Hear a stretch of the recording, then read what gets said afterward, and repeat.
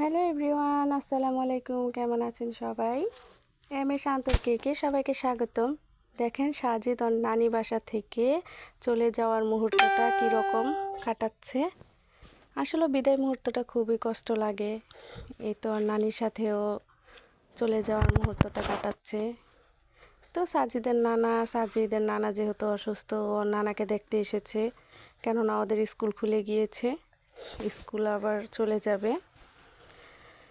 এই জন্য ও একদিনের জন্য নানার সাথে সময় কাটালো।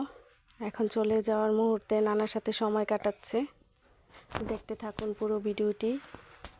আর ভিডিওটি যদি ভালো লাগে অবশ্যই সাবস্ক্রাইব করে পাশে থাকবেন, লাইক শেয়ার করে দিবেন। ও নানাকে সুন্দরভাবে আদর করে দিচ্ছে। এখন ওর নানিকেও একটু আদর করে দিচ্ছে, কেননা ওর নানির বাসায় বেশি থাকতে চায়। আর এই তো সানজিদ এদিকে রেডি হয়ে গিয়েছে, কেননা কিছুক্ষণ পরে আমাদের অটো চলে আসবে, আমরা চলে যাব মুন্সিগঞ্জ বিক্রমপুর। আর এই তো দেখতে দেখতে সময়ও চলে গেল। এখন আমরা বাসা থেকে বের হয়ে যাচ্ছি। এই তো সাজিদ সিঁড়ি দিয়ে নিচে নেমে গিয়েছে।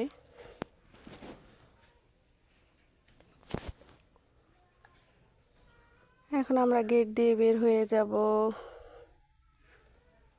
আমাদের অটো কিছুক্ষণের মধ্যে চলে আসবে। আর এই তো আরফিনও ছিল আমাদের সাথে, ও বেড়াতে এসেছিল।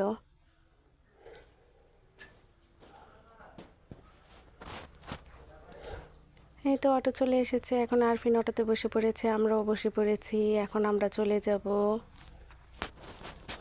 আর এই তো যেতে যেতে আমাদের গ্রামের রাস্তায় ঢুকে গিয়েছি। দেখতে পাচ্ছেন শীতের সকাল বলতে কত সুন্দর ওয়েদারটা। আসলে গ্রাম্য পরিবেশ আর শহরের পরিবেশের মধ্যে অনেক পার্থক্য।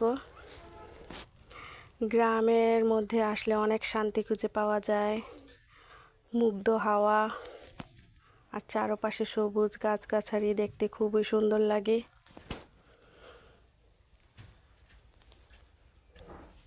আর গাইস, যেহেতু শীতকাল, সূর্যের নেই কোনো দেখা, অনেক ঠান্ডা। আর এই তো দেখতে পাচ্ছেন কুয়াশা পড়ে গিয়েছে, কেননা সব জায়গাতেই শীত আর প্রচুর ঠান্ডা পড়ে গিয়েছে। এই তো দেখতে দেখতে আমরা বাসার কাছাকাছি চলে এসেছি। ভিডিওটি আজ এ পর্যন্তই। আল্লাহ হাফেজ।